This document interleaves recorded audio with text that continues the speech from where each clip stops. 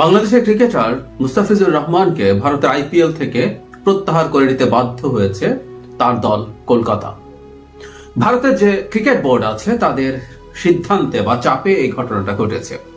খবরটা ক্রিকেটীয় না, সেই কারণে একটু কথা বলা জরুরি, এবং এটার মাধ্যমে আসলে বাংলাদেশ ভারত সম্পর্ক শুধু না, এই অঞ্চলে বিশেষ করে ভারতে আইডেন্টিটি পলিটিক্স কোন জায়গায় চলে গেছে, বা আইডেন্টিটি পলিটিক্স আদতে যে একটা দানব যেটা ক্রমাগত সব খেয়ে ফেলতে থাকে, তাকে খাওয়াতে হয়, এটা ছাড়া উপায় নেই, সেটাই আমরা একটু বোঝার চেষ্টা করব। খবরটা আমরা এর মধ্যে অনেকে জেনেছি, সেটা হচ্ছে মুস্তাফিজুর রহমানকে সরিয়ে নেওয়া হয়েছে। তার নিলাম বেশ আলোচিত হয়েছিল। ক্রিকেটের খোঁজ খবর বহুদিন রাখি না, ক্রিকেট খেলা দেখি না, এটা নিয়ে আমার একটা ভিন্ন অবস্থান আছে, বেশ আগে একবার বলেছিলাম, সেখানে আজকে আর না যাই। কিন্তু তিনি 9,20,00,000 রুপিতে নিলামে বিক্রি হয়েছিলেন, এই খবরটা যখন এসে চোখে পড়েছে। দিনের শেষে আমাদের দেশেরই একটা ছেলে এতটা ভালো করছে, ভালোই লাগছিল। কিন্তু তাকে সরাতে হলো মূলত হিন্দুত্ববাদীদের চাপে। কারণ কি? কারণ সাম্প্রতিক সময়ে ভারতের সাথে বাংলাদেশের সমস্যা হচ্ছিল। মূলত আমরা খেয়াল করেছি ভারতে বাংলাদেশের high commission, deputy high commission, এসব জায়গায় প্রতিবাদ হচ্ছিল। মূল কারণ হচ্ছে বাংলাদেশে একজন হিন্দুকে পিটিয়ে এবং পুড়িয়ে হত্যা করা হয়েছে ধর্ম অবমাননার অভিযোগে। এটা নিয়ে প্রচুর কথাবার্তা হয়েছে। এটা অত্যন্ত বিভৎস এবং অন্যায় একটা ঘটনা। মানে অনেকে বলার চেষ্টা করছেন মিথ্যা অভিযোগের প্রশ্ন নাই, সত্য অভিযোগেও কাউকে এই কাজ করা যাবে না। আমরা যে বাংলাদেশ রাষ্ট্র এখন অব্দি আছে, তাতে এর বাইরে কিছু হতে পারে না। কেউ যদি মনে করেন অভিযোগ থাকলে এটা সেটা করে ফেলা যায়, তবে তাদের উচিত হবে তার রাষ্ট্র কায়েম করে সেই কাজটা করার চেষ্টা করা। যাই হোক, সেটার প্রতিক্রিয়ায় ঘটনা ঘটলো এবং ভারত সরকার আদতে এই সিদ্ধান্তটা নিল। এই সব সিদ্ধান্তের পর সুন্দর একটা প্রশ্ন করেছেন কংগ্রেস নেতা শশী থারুর। আচ্ছা, উনি বলছেন, আচ্ছা যদি এটা সৌম্য সরকার হতো বা লিটন দাস হতেন, তাহলে কি হতো? আমরা যদি ভেবে চিন্তা করি আইপিএল এ যদি ওনারা থাকতেন কি হতে পারতো তাহলে? থারুর বলছেন, আপনি কি একটা দেশকে, জাতিকে না একটা ধর্মকে আসলে শাস্তি দিতে চাইছেন? থারুর এভাবে বলছেন, তিনি ডিপ্লোম্যাটিকলি, থারুরের এটা না বোঝার কোনো কারণ নাই। তিনি ভারতের রাজনীতিবিদদের মধ্যে সবচেয়ে ইন্টেলেকচুয়াল মানুষদের একজন। তার এটা না বোঝার কোনো কারণ নাই যে এটাই হিন্দুত্ববাদী পলিটিক্স। তারা এই কার্ডগুলো ব্যবহার করবেন। এর মধ্যে ভারতে বিভিন্ন হিন্দুত্ববাদী সংগঠন উল্লাস প্রকাশ করেছে। দীর্ঘদিন থেকে একটা কথা বলছি, ভারতে পশ্চিমবঙ্গের বিধানসভা নির্বাচন আছে সামনে। মুস্তাফিজ কলকাতার খেলোয়াড়, সুতরাং কলকাতার মাটিতে এটা নিয়ে প্রচুর আলাপ করা যাবে, সরগরম করা যাবে পরিস্থিতি, এবং বাংলাদেশে এটার প্রতিক্রিয়া যেটা হয় সেই প্রতিক্রিয়াকেও তারা ব্যবহার করতে পারবে। এখন আমরা কি প্রতিক্রিয়া দেখাবো, কতটুকু প্রতিক্রিয়া দেখাবো, সেটার একটা প্রশ্ন আসলে। আমরা দেখেছি এর মধ্যে আইন উপদেষ্টা জনাব আসিফ নজরুল বলেছেন আইপিএল এর খেলা বাংলাদেশে না দেখানোর জন্য। আমার মনে হয় আর ব্যাড আইডিয়া। আমাদের এটা আসলে ভারতকে রিটালিয়েট করা দরকার, কারণ ভারতের বোঝা উচিত হবে আসলে যে বাংলাদেশের সাথে অন্যায়ভাবে এই ধরনের কাজ আসলে করে পার পাওয়া যাবে না। তবে যদিও এটা মানে আমি প্রায় বলি অনেক ক্ষতি হলে ভারত এটা করবে, কারণ এটা তার ডোমেস্টিক পলিটিক্সের জন্য খুব জরুরি। সে যদি জিতে আসতে পারে, কারণ ভারত অ্যাপারেন্টলি মনে হবে সুইসাইডাল অনেক কাজ করছে তার রাজনীতির স্বার্থে। একটু শুরুর দিকে যেটা বলেছিলাম সেই জায়গাটা একটু যাই, তারপর শেষ করব। সেটা হচ্ছে আইডেন্টিটি পলিটিক্স আদতে একটা দানব। ও খেতে থাকে, গিলতে থাকে, কি করা যাবে? ভারতের উদাহরণই দেই। বাবরি মসজিদ দিয়ে দীর্ঘদিন এই হিন্দুত্ববাদীরা রাজনীতি করেছে। মিড 90s এটাকে ভেঙে ফেলা হলো। সেই দাবি করতে করতে করতে করতে বহু বছর রাজনীতি করে ভেঙে ফেলা হলো। এরপরই বিজেপির রাজনীতির একটা মারাত্মক বা বিরাট উত্থান হলো। হতে হতে শেষ পর্যন্ত অবিশ্বাস্যভাবে ভারতের ইন্টেলেকচুয়ালরা, যারা সত্যিকার অর্থে একটা রিপাবলিক ভারত, প্রজাতান্ত্রিক ভারত বা প্রজাতন্ত্র অনেকে বলতে চান, একটা রিপাবলিক ভারতের স্বপ্ন দেখেছেন, তারা বলেছেন যে একটা দেশের সর্বোচ্চ আদালত এই জায়গায় রামের জন্মস্থান ছিল, মন্দির ছিল, এসব কথা বলে রায় দিলেন, এবং শেষ পর্যন্ত ওখানে রাম মন্দির স্থাপিত হলো। গত নির্বাচনের আগে একেবারে অসম্পূর্ণ রেখে রীতিমতো এটা করা হয়েছে। এটা যাদের ধর্মীয় নিয়মের বাইরে, তারপরে তারা এটা ঘটিয়েছিলেন নির্বাচনের জন্য। কি হবে এখন?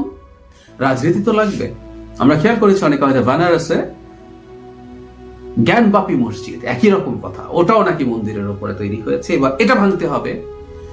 এবং অবিশ্বাস্যভাবে তাজমহল নিয়ে প্রশ্ন করা শুরু হয়েছে। এটা নিয়ে আগেই হালকা ফিসফাস ছিল, এখন তাজ স্টোরি বা এরকম একটা নামের একটা সিনেমা হয়েছে, যে সিনেমা ওই ধারণার উপরে ভিত্তি করে যে এখানেও একটা মন্দির ছিল, সেটার উপরে তাজমহল তৈরি করা হয়েছে। মানে প্রয়োজনে তাজমহল ভেঙে ফেলা হবে তার রাজনীতির স্বার্থে, অ্যাটলিস্ট এই আলাপ উস্কে দিয়ে দিয়ে চলতে পারবে। আমি বহুদিন একটা কথা বলেছি, রাইটিস্টরা যেটা করে, বাংলাদেশে একটা রাইটিস্ট গ্রুপ একত্র হয়েছে, এককাট্টা হয়েছে, ভারতে তাই। এই জন্য বহুদিন বলেছি identity politics in any form, মানে আমাদের এই অঞ্চলে ধর্মকে ভিত্তি করে হচ্ছে ভারতে হিন্দুত্ববাদ। এখানে যদিও হিন্দুত্ববাদকে ভিন্নভাবে পোর্ট্রে করার চেষ্টা করছেন কেউ কেউ, এটাকে ধর্মের সাথে সরিয়ে, তারপর আমি বলছি এটা বেসটা ওখানে। আমাদের এখানে ইসলাম, পশ্চিমে